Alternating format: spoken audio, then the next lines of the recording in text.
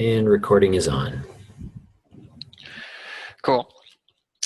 First thing on the agenda is the 21 issues in the 1.7 milestone. Tim, I'm assuming you added this. We hopefully everybody saw we tried to do a little bit of curating of open issues and bugs that we think we should make an effort to solve in the 1.7 milestone. There's a bunch in there that are relatively easy. Although I think we've had enough new people who popped up to say I'd like to take bugs that maybe the easy ones are all taken. There are a few in there that are going to be challenging for sure. But I don't want to discourage anybody from trying to take those on. It's just going to require a little bit more application pressure. And honestly, like if you are one of those people who wants to contribute, but all of the obvious bugs are taken, you don't have to only work on things on that list, but we might sit on PRs until after the merge window.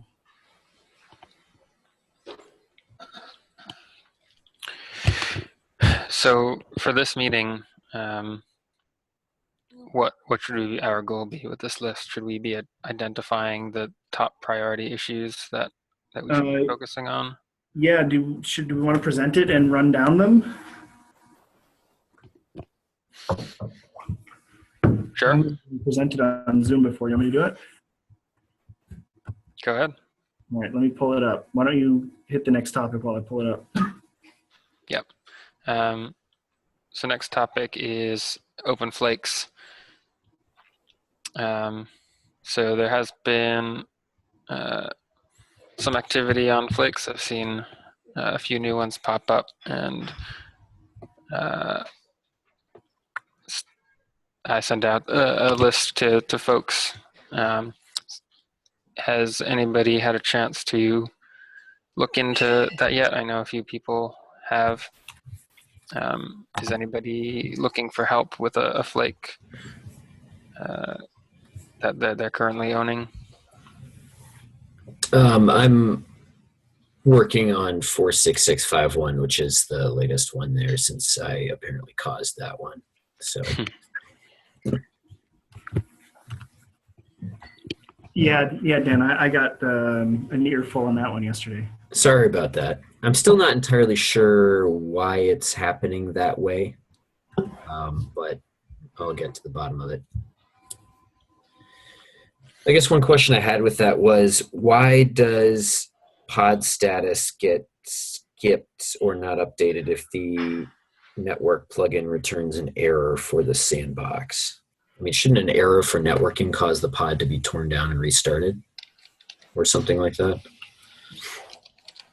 I mean, it seems like we have ways to report network errors now, but they're not actually respected and nothing is done with them really. Sorry, Dan, we cut out or you cut out for the majority of what you just said. Sorry. I was wondering if it seems like we have ways to report network errors now, at least through the get pod network status. Should that be respected? Because I think right now Kubelet doesn't do anything with those. It basically just logs them, and then PLEG doesn't update the pod state at all. So they basically get logged and lost, and nothing gets done because of them. So this is Nihan. I feel like there's a implicit requirement from the CRI spec that the get pod sandbox status should basically never return error or the runner has a problem. So that's why, like, Kubelet right now is pretty like it has a dumb loop just to go through all the pods and then get to each one of the sandbox status. And then if any error occur for that particular pod, then the pod status will not be updated. And then it will get stale in the API server. So that's sort of the requirement from the CI perspective. And then, like, I get the problem, but yeah, but I'm not sure like how we need to attack this because I think the ultimate problem we wanted to solve is that um, like during like pod startup and tear down, uh, pod status should still be valid, right? And then should not emit any useless error, right? That's the problem we wanted to get rid of. Yeah, I mean, I guess I'm so. I mean, if there is a network error of some kind while the pod is alive, what actually acts on that and then tears down and restarts the pod, if anything? Does it just get left to health checking?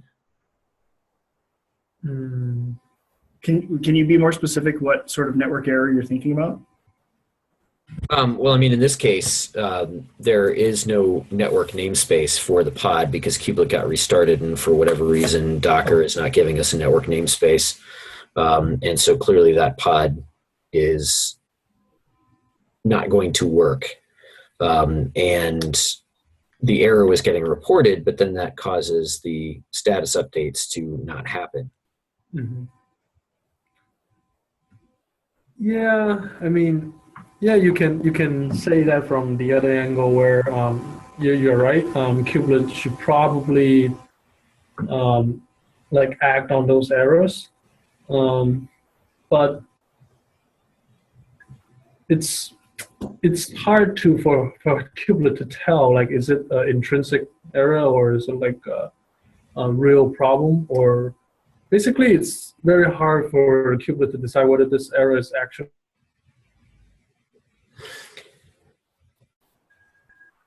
I get what you're saying. Like you're saying that basically, if okay, the status get status call returns an error, and then kubelet should act on it, and then should basically tear down and restart it, and things like that. But it's hard for kubelet to tell by the specific error return, and then based on that to act. Should we be formalizing the errors there? Like if there's actionable errors, perhaps we should be returning something that we can detect, is actionable somehow. Yeah. I mean, I guess that's the specific issue. And my second question, though, is at this point, does basically nothing pay attention to network health? Mm-hmm. You're right. Okay. You're right. You're absolutely right. I think there's just an assumption that once the network is up and running, that it's not going to permanently go away. Yeah, I mean, I guess I would. That seems okay while kubelet's running, but if kubelet stops and is restarted, then kind of all bets are off there. And apparently, in this case, the only way we have to figure out that something's not working is that we don't have a network namespace that the plugin can use. But so, well, I'll try to go figure that out and give me information now. I'll try to see what I can do about errors to return from get pod network status. I mean, the core of that original PR was just to try to make sure that we didn't log superfluous log messages due to the race with the pod lifecycle event generation. So I think we can probably get that goal and not quite get to the point of figuring out network errors yet. Mm-hmm. So, okay, that's it. Okay, do we have other major flakes that we need to get at today? Or this month, I mean? Sorry, this release?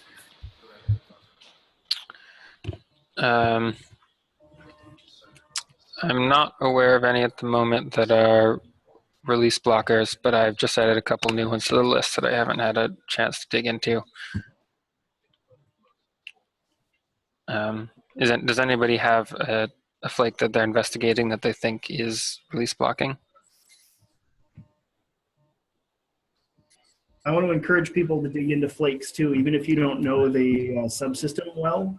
Sometimes staring at the test will show you what the flake is. Sometimes adding more logs is all you can do to resolve a flake, but getting them resolved is better than letting them sit.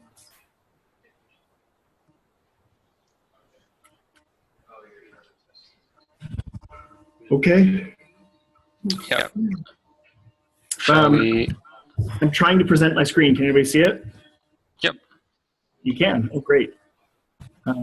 Okay. So, get rid of that. All right. So we have 21 open issues. One is a flake. Let's just run down them, I guess. And what do we want to do? Just like touch on what they are or status, see if anybody owns them. If anybody feels like they own any of these issues, please scream at this point. The first one here is IP mask agent. First two, actually. Docs and setting resources. Daniel, are you? What is the IP mask agent? Sorry. So cool. So IP mask agent. So Kubelet has this flag for non-masquerade CIDR, which is needed on some platforms like clouds to enable egress. For example, GCE won't let you pass the edge nats if you're not coming from a VM. So we have to masquerade if you're trying to go out to the world. But you only want to masquerade if you're going out to the world. So we had a flag in Kubelet that said, don't masquerade for this particular CIDR. And we wanted to expand that to all of RFC 1918 space, but also to make it more user configurable. And rather than add more network flags to Kubelet, we thought we would instead make it a daemon set. So Daniel and Mike Tuffin wrote this little IP mask agent, which takes some configuration from a config map and writes out the IP tables rules to turn on or off masquerade as needed. And the nice part now is we can remove one more flag from Kubelet in a release or two. So there's that. It's new. We're trying it out on GCE. We expect that it will be a good thing and that we will recommend it for everybody who needs this sort of use case. So Daniel, I guess you own those two. The one's ready to merge. Okay. The resource level is going together. Cool. All right. So Daniel's on those two. IP tables proxier doesn't respect bind address. That one I think actually there's a has PR a open for fix. that. Yeah. Yep. Yep. Cool. Hairpin not set with Kubelet with CNI plugin. Expected behavior. Yeah. Yep. I think This that is like a- I think the latest on that was that it was just a documentation thing. So it was a change that wasn't added to release notes, and I think we can close it and then open a docs issue to write like expected behavior for plugins or something like that. Okay. Do you want to own that one, or does somebody want to be responsible for that one? If nobody pipes up, I can take it. Okay. Last chance. All right, it's Casey's. Kubelet IP tables performance issue with this is Kubelet in IP tables stuff now. So there's two issues here, right? There's one, Kubelet is doing more IP tables ops than it really needs to. It could be doing it through a save and restore. And two, at least on some machines, IP tables is 10x slower than it is on other machines.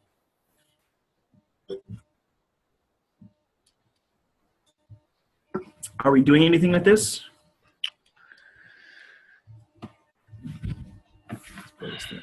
There's a guy on that R thesis guy that seems to have taken a large. He's been working on it for a while, but I'm not sure if he's made any progress. Okay, I haven't had a chance to review email all day.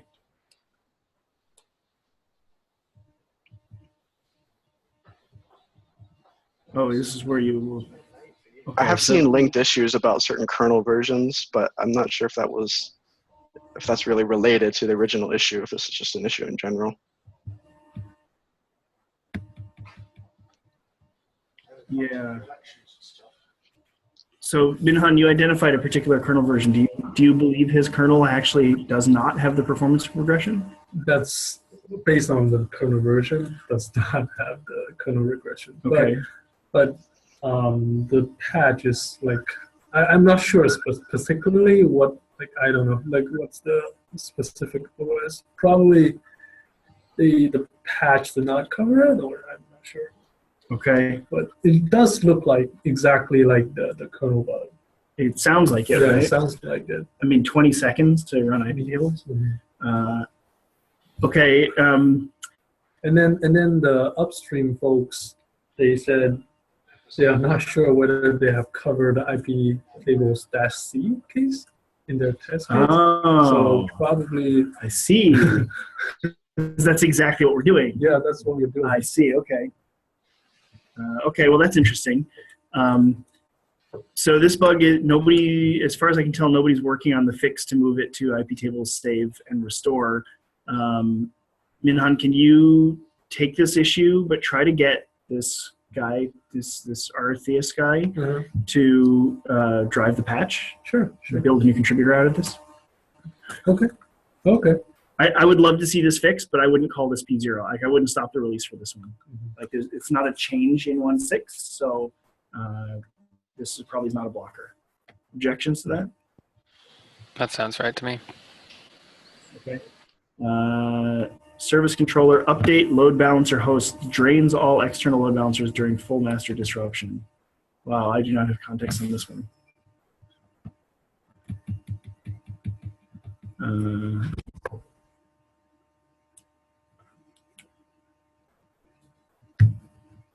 You have a comment at the bottom like 6 days ago. Yeah, I read all of these over, but I don't remember what they all were. Oh, right. This was like the very small cluster where, why were they checking out? I think they hit a bug in the API or something, and the nodes. Yes, this was the close wait issue. So all the masters were stuck with all their sockets in close wait, and so it couldn't answer it couldn't take any more connections. So all the kubelets timed out. So it removed them all from the load balancing pool, even though the kubelets were actually there and serving, they just couldn't check in. Yes. So like in Borg, we have a system that recognizes too much correlation and puts the brakes on repair actions like this. We do not have that in Kubernetes yet.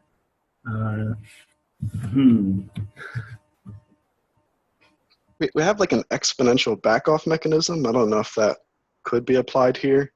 It's sometimes used in some components like the kubelet where you're just retrying a bunch of things and it puts a lot of load on the API server and then things get out of whack.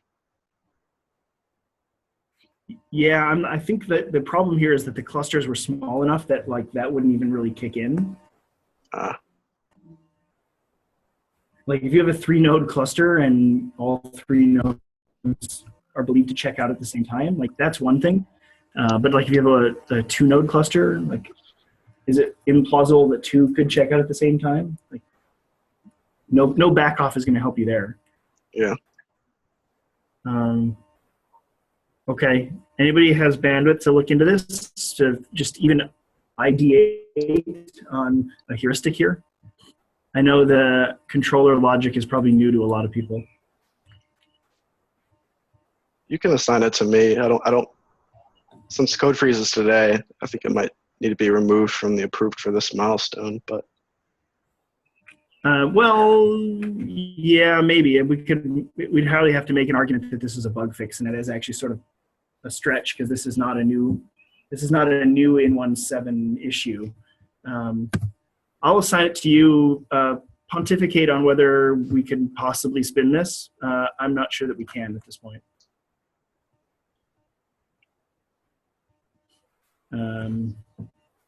Where were we? Pods with host network equals true cannot be removed and generate errors when using CNI. CNI experts? Yeah, I just looked over this one. If you go all the way to the bottom, I think 43879 will fix this because I made the CNI teardown not depend on namespace. But of course, 43879 got reverted, and so I need to fix that up. What's happening again? Okay, so can we stick you with this one? So whenever you re-revert Yep. that, you can check this one? Yep. And then also, let's see, when you say stick me with it, does that mean assign? Yeah, I guess so. Okay, I'm not assigning because my windows are all messed up. And that's fine. 42735 is also, would be solved by that as well, for what it's worth. which one is that? It's a little bit later in the list. That is kubelet CNI and a center failure. Awesome. Come on, GitHub. I just assigned myself. Oh, perfect. Okay. Cloud provider public IP resource leak when deleting and creating multiple services at the same time. Yeah. I read this one. This is a good one. I'm not sure if it's Azure specific or if it was applying to all cloud providers. I have not audited the GCE code, but basically if you create and destroy a service with the same name too quickly, you can end up overwriting your state and lose track of the fact that you didn't complete the deletion of an IP address. It's because the name is not special. It's Right. not UID. I think that was the conclusion at the bottom Was of that this right? one? This is the resource name in Yeah. Azure? The problem is it's like an AVA Right. problem where the thing is named the same, but it's actually not the same thing.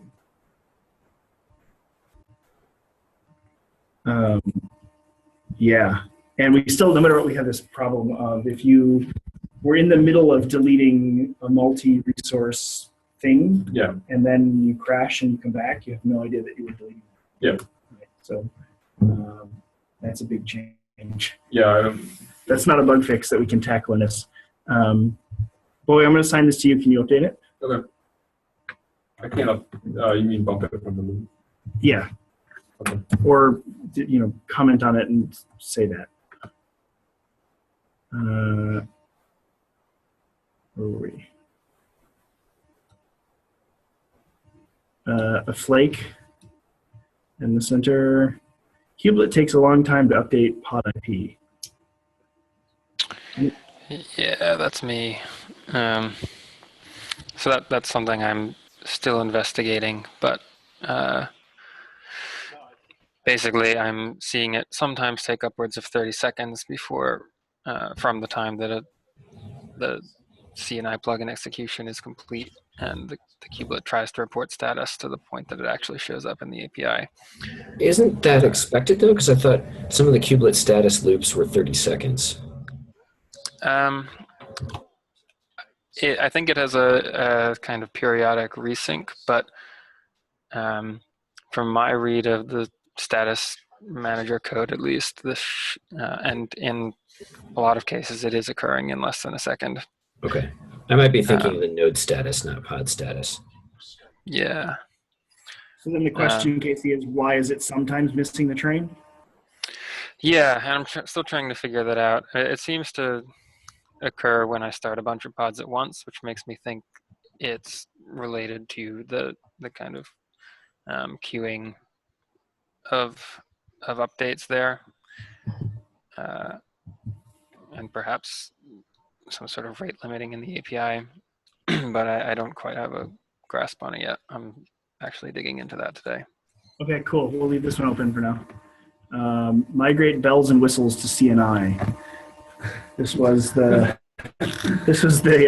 I believe it was the traffic shaping and host ports. So host ports is, what's the status on the host ports, CNI? It's merged. It's merged now, the right? the plugin is merged. Yeah. So we need to re-vendor CNI, or not re-vendor, but update the binaries on CNI. Yes. Who's been doing that mostly? Is that you, Minham? Yes. Okay. And we're obviously not doing traffic shaping this cycle, Yeah, not yet. which I'm fine with. I don't know a whole lot of people who are using that. So once we get the updated CNI binaries, then we need to update at least KubeNet to actually use a chain instead of just the straight up config. So we should think about whether we want to make that change at this point in the release cycle, or whether it's enough to say, if you use CNI, that for you use yourself. I would say Does no. that make sense? Like, I'm not sure that we want to change. No, that does not make sense, or no, we should not change it. No, I was saying I don't think we should try to get this for 1.7. Okay. Before the TC main's done, I think the problem we're going to run into is that cleaning up. It's impossible to clean up the filters because you don't know your pod IP. And I just think really this is a CNI issue. We have to go back and figure out what's the plan for cleanup. Okay. I couldn't quite catch that. It was pretty quiet. Could you repeat, please?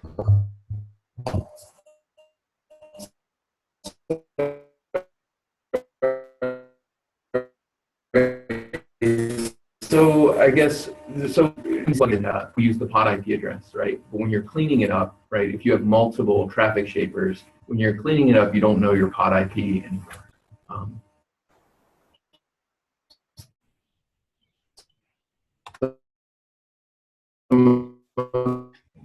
This has to do with the fact that we need to do that where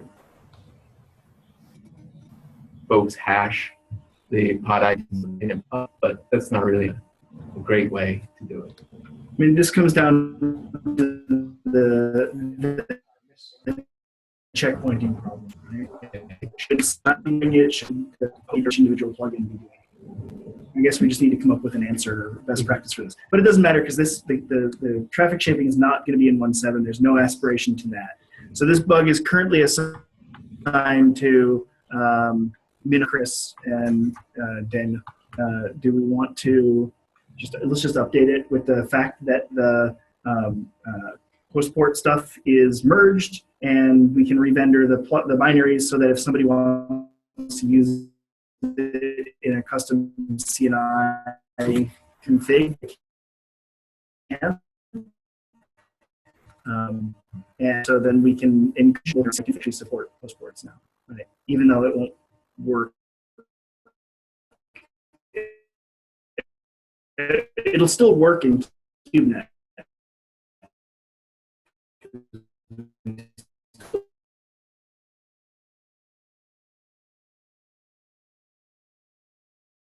I think this is fixed.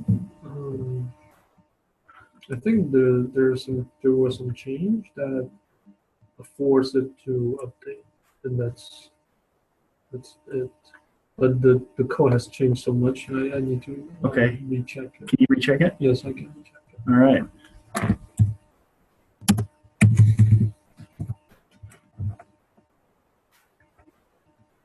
I'd love if we don't have to fix these, if they're just already done. Another flake. Race between kubeproxy startup and node registration. This is a good one. This one. So basically, it's this. So basically, so here's the thing. So kubelet starts up, and then it needs to register itself. And then meanwhile, there's a bunch of static pods where it starts to sync those static pods. So these two things happen in parallel. And then there's some static pod, like kubeproxy, is like it needs some information from the node spec, where depending on the node getting itself registered. So I guess, so after we move the kubeproxy to daemon-set, this will be a problem anymore, but at this point it's still a problem. Is kubeproxy, I feel like I should know this, but I don't. Mm-hmm. Is kubeproxy literally looking at the node object, or is it using downward API to, I think node IP is available through downward API? It's calling client.core.nodes.get hostname. Okay, so it's literally going out and reaching out to the node and seeing the Yep. Also note that whatever fix is here for this issue is going to conflict with the fix for the bind address. They touch exactly the same code, sort of. Well, yeah, but conflict from a code level point of view, not from a concept point of view. Yeah, correct. Okay. So this seems like I'm like, can we just do something dumb like, hey, the node IP is empty, I'm gonna exit, Okay. and then like when eventually the back off will start and it will be, or the back off will resolve and the node IP will be there. Could it just be something dumb like that? Yeah. Right now we just skip it and then get a like 127. Yeah, that sounds like a terrible idea. Okay. I mean, I can't think of a reason why that's really useful.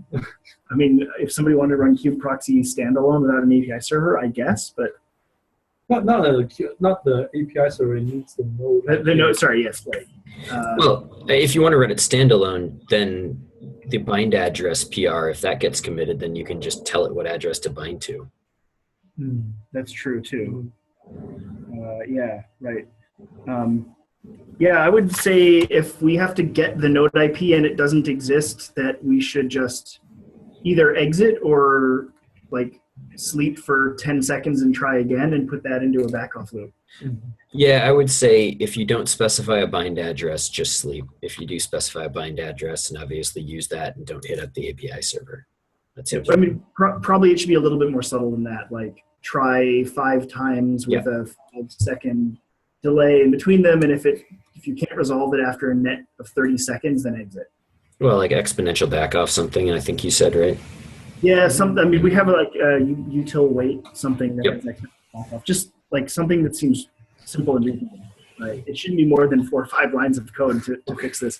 All right, I've assigned Minhan like 5 bugs already. Right. Does somebody else want to take this one? Community, people, volunteers? Anybody? I'll take that one. Who's that one, Mike? Yes. Hey, Mike, how are you? Okay. I hope. We'll see.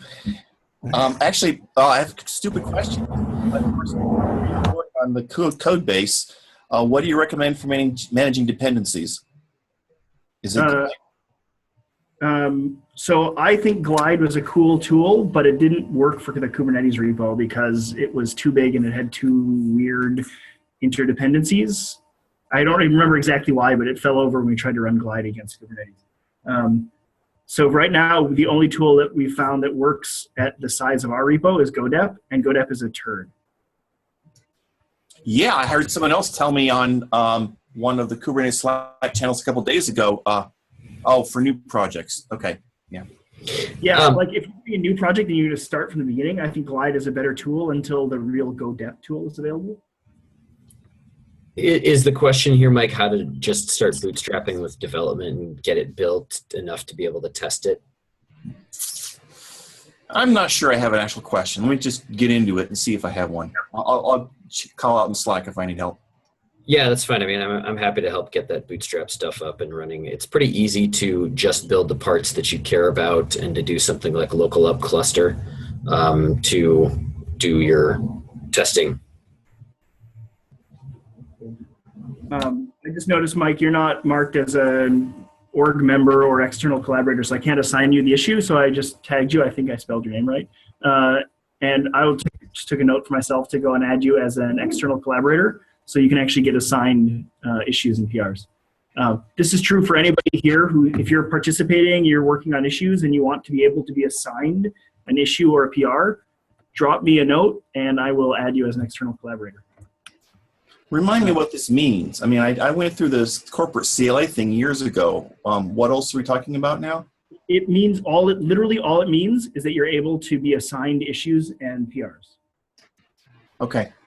When I go to put in your name, it will automatically complete it and it will be allowed in that field. That's the only power it comes with. Okay, thank you. Service can change from external name to cluster IP. I think there's a PR open for this that I have to review. Validation enhancement, load balancer firewalls, not open node ports on minions. Let's look at that one.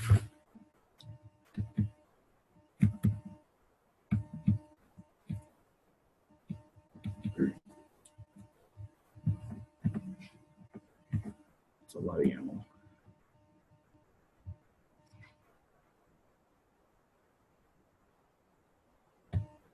It sounds like a bug report. The port is not working.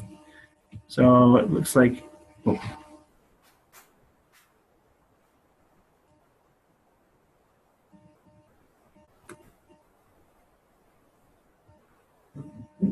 Somebody should try to, this is an old one, but somebody needs to just try to repro this.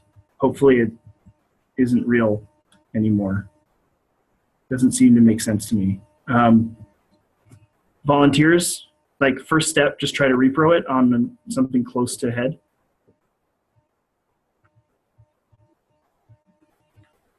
I'll take this one. Who's that? Pratik. Spell your name, or spell your GitHub. Prateek. Oh.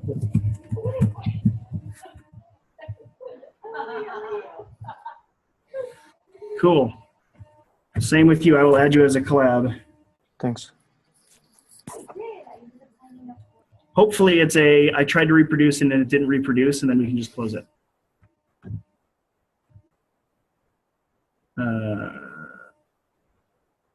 Endpoints controller demands ports for headless services. I think there was a PR open for this one too.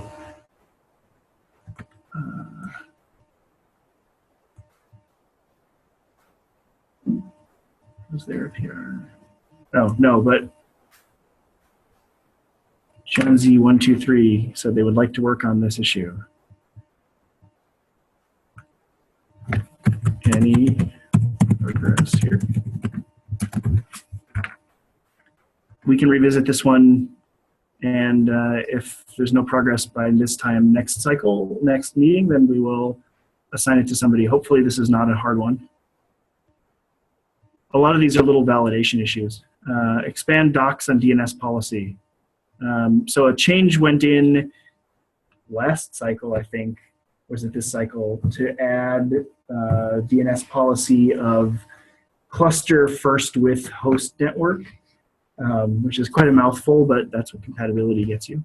Anybody feels like looking at this, understanding it, and writing some docs? Apparently Thomas said he's working on it. Thomas. Oh, great. That's right, he did. Cool. Kubelet flag cluster name doesn't work at ResolveConf. This is another one we looked at this week. I think this is a non-issue. I guess I'm on this one, since I haven't assigned myself any. Okay. That's it. That's it. Hey guys, that's it. Did anybody here feel left out, like they wanted to work on something but didn't have an opportunity to? Because we can go find more. I think there's about 200 open SIG network bugs, which honestly, like out of 4,500 is not too bad. And 4,500 is down from 5,000 just a week ago. There's been a concerted effort to find and close stale bugs, which to all those people, if you're present, thank you. You've destroyed my inbox, but it's been great to get those bugs closed. So I just want to say again, thanks for everybody for sticking with us as we sort of retool and figure out what this SIG is and how it's going to work. So far, I think the response has been great. I've had a bunch of people contact me asking how they could help, a bunch of people going through and doing bug scrubs. We've got more volunteers coming on here. This is fantastic. Any other agenda today, guys? IPv6. Yeah, one. Yep. IPv6. Do we have anybody from the IPv6 working group present? This is Damian. I think we have other folks here as well. I guess the only question I really have is, Tim, you asked to create what I called a manifesto, and I posted that to the group. Got some feedback, but was just wondering where we go from here. Do we continue leaving it on the Google group for feedback, or what? That's a great question. So the governance group hasn't formalized where we're going to put charters, but this is sort of the proto charter. I owe you an apology that I haven't actually reviewed the doc yet. I've got a whole bunch of V6 related PRs that I haven't had a chance to get to. And mostly because I don't know how they work, and so I have to go do some reading before I can actually look through the PRs. And your doc got caught up in the same V6 net. So I'm going to try to get to those early next week before I disappear. So the only comment I had on the manifesto was there isn't anything about tests or testing in there. I think part of the working group's responsibility should be writing in test cases for IPv6 as well. I mean, maybe that goes without saying, but I feel like it should be specified. Yeah, it's a good point. And I thought I had it in there, but if it's not, I'll definitely put it in there because that is definitely part of the manifesto, or needs to be. Okay. So I promise you I will read it in the next 5 days or so. And I think I brought this up before, maybe or not, Tim, but is any of the IPv6 stuff testable within Google infrastructure? Right. Not without running like overlay. Okay. So we'd have to do it in like Azure, or geez, I forget which cloud providers even do IPv6. Amazon has some very limited V6. Okay. But yeah, we would have to be testing in Azure, or we'd have to set up a little test bench of bare metal machines. Or we'd have to do, like, can we do V6 on an overlay? Like, how awful is that going to be? No, I mean, just for testing, it's probably fine. I mean, the overlay is going to reduce performance somewhat, but we don't care about throughput for testing. Yeah. So that might be an option if we could get the tests, if we could get like an EDE suite put together that installed machines with Flannel or Weave and use that to test the V6 logic. I'll leave it to the V6 group to figure out which path is the best. But the big advantage of the GCE path, even with overlay, is that we are already paying for it and we're already running it on a regular basis. So. And CNCF is almost ready to pay for that, so it's actually coming out of the right budget anyway. Yeah, I think from my standpoint, I just need to better understand the end-to-end tests, so I formulate a kind of a baseline to work from. Okay. The tests themselves shouldn't be that complicated. Building up a new suite is a little bit more complicated, but we can certainly, when we get to that point, we can put you in touch with the right people here and get a suite set up so that we can actually run V6 tests. We probably won't run them on every PR, at least initially, but we could get them so they run every day or something, and we'd at least know. Cool. Question 2 is if there's any pull requests related to V6 that don't have the area IPv6 label, what's the best course of action to ask for that label to be added just within the GitHub conversation, and the whoever's assigned to that PR should then add that label? I think there's a bot command for /area. So if you just say /area space IPv6. Which I can do that for issues, but I tried, maybe it was, I don't know what it was, but I tried it on a PR and it didn't work on a PR. Okay, I'll take that back to our Contribex folks. I'll ask them if it's supposed to work for PRs. /area space IPv6. IPv6, yeah, and it works great for issues. Well, I see a case here where we're kind of on a poll. I wonder if you need to be. I noticed a little bit of a flagginess in those bots in the past week or two. A couple times I had to. Interesting, because this is on a poll that you're on, Daniel. All right, well, let me, I'll give it another try. If I have an issue, then I'll just open it up. Yeah, if it's not working, ping me or ping Garrett Rodriguez, G-Rod, or G Rodriguez 3, I think is his GitHub. And he's our main Contribex lead there. All right, thanks. Cool. All right, so I have a bug and a couple of action items. Everybody else has got some bugs and some stuff to work on. This today is the code freeze. So if there's any other PRs that people wanted me to look at that need to go in before the code freeze, today is the day. I will be available on Hangouts from now until about 6 California time, and then again later in the evening. So if anybody needs anything from me, please hit me on Hangouts or Slack.